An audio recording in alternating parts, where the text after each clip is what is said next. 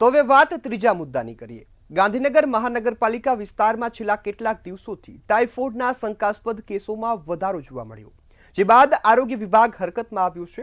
ખાસ કરીને સેક્ટર 24, 26 અને 28 તેમજ આદિવાડા વિસ્તારમાં રોગચાળાની સ્થિતિ સર્જાતા મ્યુનિસિપલ કોર્પોરેશન દ્વારા તાત્કાલિક સર્વેલન્સ અને ક્લોરીનની જે ગોળીઓ છે તેનું વિતરણ કરવામાં આવ્યું। ત્યારે અત્યાર સુધીમાં 67 શંકાસ્પદ કેસ નોંધાયા છે અને તંત્ર પણ સતર્ક બન્યું છે। ત્યારે મનપાના આરોગ્ય વિભાગના સત્તાવાર સૂત્રો મુજબ નોંધાયેલા કેસોમાંથી 42 દર્દીઓને ગાંધીનગર સિવિલ હોસ્પિટલ તેમજ સેક્ટર 24 અને 29ના અર્બન હેલ્થ સેન્ટરમાં સારવાર આપવામાં આવી રહી છે। રોગચાળો કેટલાક અંશે વકરી રહ્યો છે, એના કારણે જ અહીં female health workers, multiple health workers અને આશા બહેનોની ટીમો ઉતારવામાં આવી છે। અહીં 80થી વધુ કર્મચારીઓની 40 જેટલી ટીમો છે તે અસરગ્રસ્ત વિસ્તારમાં તૈનાત કરવામાં આવી છે। આરોગ્યની ટીમો દ્વારા 38,000થી વધુ વસ્તી ધરાવતા અંદાજે 10,000 ઘરોનું સ્કેનિંગ પણ કરવામાં આવ્યું છે। ત્યારે પાણીજન્ય રોગચાળા હોવાના કારણે 10 સ્થળોએ લીકેજ પણ મળી આવ્યું, જે બાદ તાત્કાલિક રિપેરિંગની કામગીરી છે તે પણ સંપૂર્ણ વિસ્તારમાં પૂર્ણ કરવામાં આવી છે। તો આ સાથે જ હવે નાગરિકોમાં પણ ક્યાંય ને ક્યાંય ભય જોવા મળ્યો છે, કારણ કે સતત ટાઇફોઇડના કેસ હવે વધતા જોવા મળ્યા છે અને જેના જ કારણે આ સ્થિતિ જોવા મળી છે। તો હાલ તો તંત્ર જાગી ગયું છે, તંત્રએ કામગીરીનો આરંભ કરી દીધો છે। 40 જેટલી ટીમોને અત્યારે તમામ વિસ્તારમાં ઉતારવામાં આવી છે અને આ વિસ્તારોમાં કોમ્બિંગ સાથે જે સ્કેનિંગ છે તે કરવામાં આવી રહ્યું છે।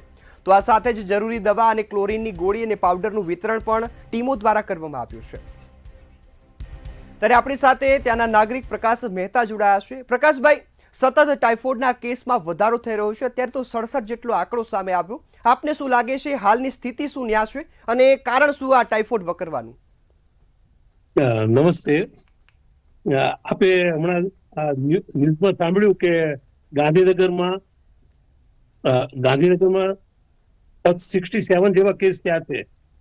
હવે આમ ગણો તો અવડા ગાંધીનગર જેવા મોટા શહેરમાં 67 કેસ એ કઈ બહુ મોટા કેસ વધુ ના કહેવાય, પરંતુ ટાઇફોઇડ એ ચેપી રોગ છે। આજે 67 છે, કાલે કદાચ 500 થઈ જાય અને 15 દિવસ પછી 5,000 થઈ જાય કેસ, તો એ પોસિબલ છે અને એમાં કોઈ આશ્ચર્ય પામવાનું કોઈ કારણ નથી જો કંટ્રોલમાં ના રાખવામાં આવે।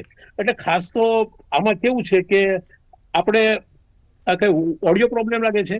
ના ના, આપનો અવાજ આવે છે, આપ આપની વાત રજૂ કરો। આવે છે ને? અવાજ આવે છે ને? અચ્છા, બીજું કે આપણે I am not a medical student, એટલે પણ એક સામાન્ય નાગરિક શું વિચારે, હું ઓથોરિટી નથી ટાઇફોઇડ બાબતે, પણ એક સામાન્ય નાગરિક આ બાબતમાં શું વિચારે છે એ ખાસ તો કહેવાનું રહે। હું મારું મંતવ્ય વ્યક્ત કરું છું। ખાસ તો શું છે કે લેટિન અમેરિકાના દેશો, આફ્રિકાના દેશો અને સાઉથ એશિયાના દેશો, એમાં ખાસ તો આ ટાઇફોઇડ એ રાજરોગ છે। હવે આ બધા સાઉથ એશિયામાં આપણે જોઈએ તો બાંગ્લાદેશ, પાકિસ્તાન, ભારત, નેપાલ વગેરે બધા દેશોમાં ટાઇફોઇડનું ખૂબ જ થાય છે અને નેપાળમાં તો કાઠમંડુને તો WHO એને ટાઇફોઇડ કેપિટલ ઓફ વર્લ્ડ જાહેર કર્યું હતું। એટલે ખાસ તો એમ કે આ એક ગંભીર બાબત તો ચોક્કસ છે અને એને જેટલું જેમ બને એમ વહેલા એને કંટ્રોલમાં લેવું પડે। ખાસ તો આપણે હમણાં પૂછ્યું કે એના લક્ષણોમાં તો ખાસ તો બધું જાહેર છે કે 104 ડિગ્રી તાવ આવે છે, નબળાઈ લાગે છે, પેટમાં દુખાવો થાય છે, ઉબકા આવે છે, શરીર તૂટે છે, ઝાડા થઈ જાય છે, ભૂખ ઓછી લાગે, આ બધા એના લક્ષણો છે બધા। એટલે એ તો ઠીક છે, પણ એનું કારણો, ખાસ તો કારણો, ટાઇફોઇડ થવાના કારણો શું છે? એમાં એક તો અસ્વચ્છ જીવનશૈલી, આ નબળી સ્વચ્છતા આપણી, અને ચેપગ્રસ્ત વ્યક્તિ સાથેના ઘનિષ્ઠ સંબંધો, દૂષિત ખોરાક, અસ્વચ્છ પાણી, અને આ બધા ખાસ તો આ બેક્ટેરિયાથી ફેલાતો રોગ છે।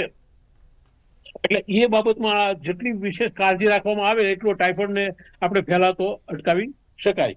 હવે ખાસ તો ટાઇફોઇડ છે એને અટકાવવા માટે એક વ્યક્તિ શું કરી શકે, આપણે પોતે વ્યક્તિ તરીકે એમાં શું કરવું જોઈએ એ બાબતમાં ખાસ તો એક જોયું કે દરેક વ્યક્તિએ પેલા પોતે સ્વચ્છતા રાખવી જોઈએ, અનહાઇજેનિક ખોરાક છે એને એવોઇડ કરવો જોઈએ, દૂષિત પાણી નહીં પીવું જોઈએ, પછી આપણે ખાસ તો એને વેક્સિન લઈ લેવી જોઈએ। ટાઇફોઇડની વેક્સિન પણ અત્યારે અવેલેબલ છે, એટલે એ વેક્સિન તમે લઈ શકો તો એનાથી શું છે કે ટાઇફોઇડમાં તમને ઘણી રાહત થઈ શકે છે। બિલકુલ પ્રકાશભાઈ, આ સાથે 10 જેટલા લીકેજને પણ અત્યારે રિપેરિંગ કરવામાં આવ્યા, શું તંત્રના ધ્યાને પહેલા નહીં આવ્યા હોય કે ટાઇફોઇડના કેસ વધે પહેલા થાય?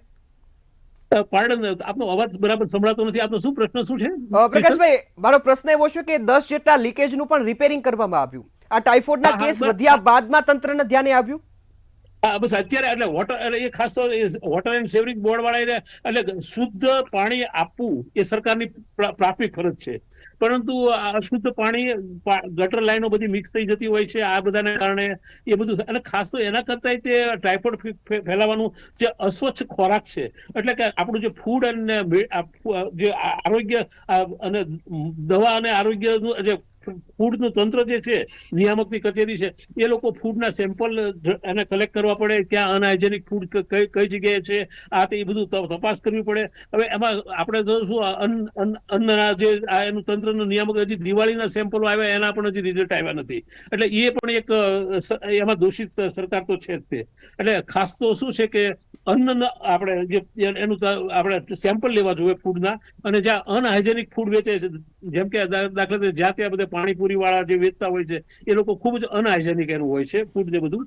એટલે એ બધાને અટકાવવા પડે, અને અથવા એના સેમ્પલ લઈને એને શુદ્ધ પાણી અને એ બધું આપવું પડે, અને તો આપણે ચોક્કસ ટાઇફોઇડના આ રોગને અટકાવી શકીએ એમ છીએ.